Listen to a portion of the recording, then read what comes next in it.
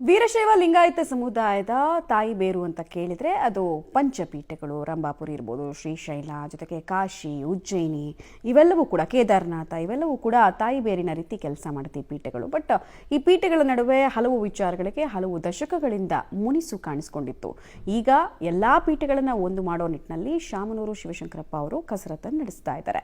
ಶಕ್ತಿ ಪ್ರದರ್ಶನಕ್ಕೂ ಕೂಡ ಒಂದು ವೇದಿಕೆ ಸಜ್ಜಾಗ್ತಾ ಇದೆಯಂತೆ. ಎಲ್ಲಿ ಏನ್ ಕತೆ ಅನ್ನೋದ್ರ ಡೀಟೇಲ್ಸ್ ಇದೆ, ನೋಡ್ಕೊಂಡು ಬರೋಣ ಬನ್ನಿ. ದಶಕಗಳಿಂದ ಇದ್ದ ಪಂಚಪೀಠಗಳ ಮುನಿಸು ತಣ್ಣಗಾಯ್ತ. ಶಾಮನೂರು ಶಿವಶಂಕರಪ್ಪ ನೇತೃತ್ವದಲ್ಲಿ ಸಂಧಾನ ಸಭೆ. ವೀರಶೈವ ಲಿಂಗಾಯತ ಶಕ್ತಿ ಪ್ರದರ್ಶನಕ್ಕೆ ಪಂಚಪೀಠ ಸಜ್ಜು. 40 ವರ್ಷಗಳ ಬಳಿಕ ಶೃಂಗ ಸಮ್ಮೇಳನ ಆಯೋಜನೆ.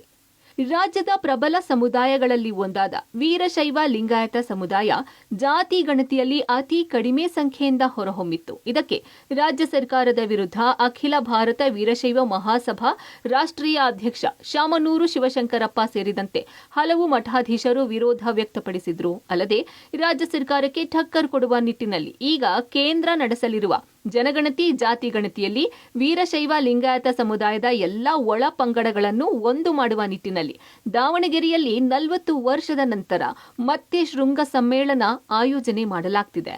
ಇದೇ ತಿಂಗಳ 21-22ರಂದು ರೇಣುಕಾ ಮಂದಿರದಲ್ಲಿ 2 ದಿನಗಳ ಕಾಲ ಸಮ್ಮೇಳನ ಆಯೋಜನೆ ಮಾಡಿದ್ದು, ಇದರಲ್ಲಿ ವೀರಶೈವ ಲಿಂಗಾಯತ ಪರಂಪರೆಯ ಎಲ್ಲಾ ಮಠಾಧೀಶರು ಭಾಗವಹಿಸಲಿದ್ದಾರೆ. ಅಲ್ಲದೆ ಜಾತಿ ಗಣತಿಯನ್ನು ಕೇಂದ್ರ ಸರ್ಕಾರ ಮಾಡಬೇಕೇ ವಿನಃ ರಾಜ್ಯ ಸರ್ಕಾರಕ್ಕೆ ಯಾವುದೇ ಮಾನ್ಯತೆ ಇಲ್ಲ.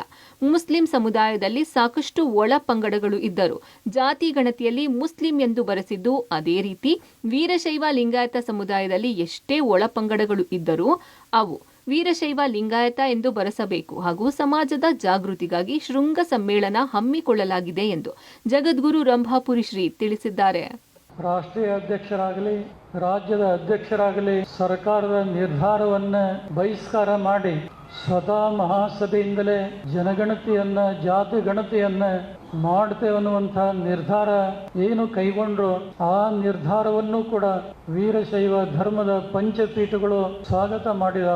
ಈ ವಿಚಾರವಾಗಿ ರಾಷ್ಟ್ರೀಯ ಅಧ್ಯಕ್ಷರಾದಂಥ ಡಾಕ್ಟರ್ ಶಾಮನೂರು ಶಿವಶಂಕರಪ್ಪನವರ ಜೊತೆಗೆ ರಾಜ್ಯಾಧ್ಯಕ್ಷರಾದಂಥ ಶಂಕರ ಬಿದರಿಯವರ ಸಮಕ್ಷಮ ಹಲವು ಸುತ್ತಿನ ಮಾತುಕತೆ ನಡೆದಿರುವಂಥದ್ದು ಅವೆಲ್ಲ ತಿಳ್ಕೊಂಡಿರಬಹುದು. ಬಹುಶಃ 40 ವರ್ಷಗಳ ನಂತರದಲ್ಲಿ ನಡೆಯುವಂತ ಈ ಶೃಂಗ ಸಮ್ಮೇಳನ ಜನ ಎಲ್ಲರೂ ಕಣ್ಣಿಟ್ಟು ನೋಡ್ತಾ ಇದ್ದಾರೆ. ಇದು ಒಂದು ಸಮಾಜಕ್ಕೆ ಪುನಶ್ಚೇತನದ ಒಂದು ದಿಕ್ಸೂಚಿ ಆಗಬಲ್ಲದು ಅನ್ನುವಂತ ಆಶಾದಾಯಕ ಭಾವನೆ ನಮ್ಮೆಲ್ಲ ಪೀಠಾಚಾರ್ಯರಿಗಿದೆ. ಇನ್ನು ಕಳೆದ 15 ವರ್ಷಗಳಿಂದ ವೀರಶೈವ ಸಮುದಾಯದ ತಾಯಿ ಬೇರು ಎನಿಸಿಕೊಳ್ಳುತ್ತಿರುವ ಪಂಚಪೀಠಗಳಾದ ವೀರಶೈವ ಸಮಾಜದ ಶ್ರೀ ರಂಭಾಪುರಿ, ಶ್ರೀ ಉಜ್ಜಯಿನಿ, ಶ್ರೀ ಕೇದಾರ, ಶ್ರೀಶೈಲ ಮತ್ತು ಶ್ರೀ ಕಾಶಿ ಪಂಚಪೀಠಗಳು ಪರಸ್ಪರ ಮುನಿಸಿಕೊಂಡಿದ್ದು, ಅಖಿಲ ಭಾರತ ವೀರಶೈವ ಲಿಂಗಾಯತ ಮಹಾಸಭೆಯ ರಾಷ್ಟ್ರೀಯ ಅಧ್ಯಕ್ಷ ಶಾಮನೂರು ಶಿವಶಂಕರಪ್ಪ ನೇತೃತ್ವದಲ್ಲಿ ಮುನಿಸನ್ನು ಮರೆತು ಒಂದಾಗಲಿದ್ದು, ಇದು ಲಕ್ಷಾಂತರ ಪಂಚಪೀಠದ ಭಕ್ತರ ದಶಕಗಳ ಕನಸು ನನಸಾಗಲಿದೆ.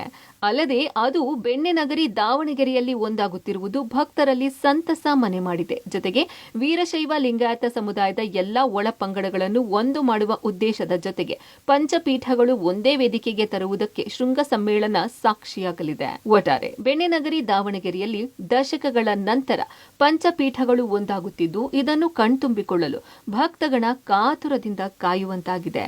Puneeth Apti, public TV, Davanagere.